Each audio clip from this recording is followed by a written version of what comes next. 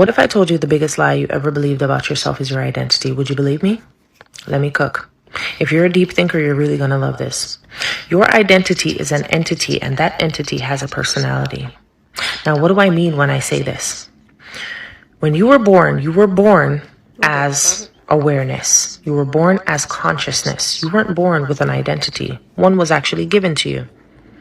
Your parents told you who you're supposed to be. Society told you who you're supposed to be. Religion told you who you're supposed to be. Your traumas even tried to dictate and tell you this is who you are now because of that experience. Now, with all of these experiences, you did one thing. You made agreements.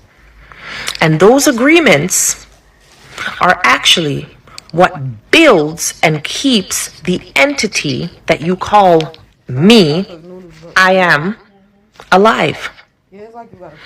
What we call generational curses are actually agreements made by our forefathers that were passed down to us. I'll give you an example. If you watched your mother struggle to acquire the things that she has in her life, you now have made the agreement, okay, based on the evidence that was presented to you by watching your mother struggle for the things that she has acquired in her life, that guess what? Everything that I want requires struggle.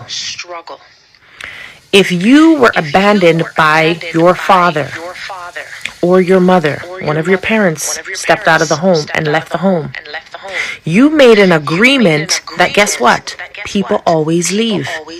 This is why in relationships you're quick to hit the road. You're quick to leave because you want to be the leaver, not the person who gets left, because you made the agreement that people always leave. That is what abandonment does. But I want you to go back to the very beginning of what I said. You were born as awareness. Now, entities are simply psychological constructs that say this is who I am. And they are independent of conscious choice. You don't have to think about smoking because you smoke.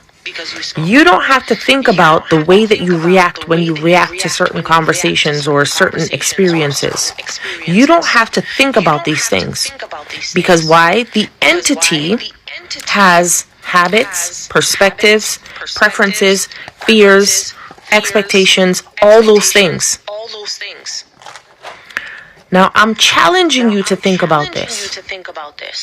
If we can observe our habits and we can observe our thoughts and we can observe our behaviors, who's the observer? The observer is the real you.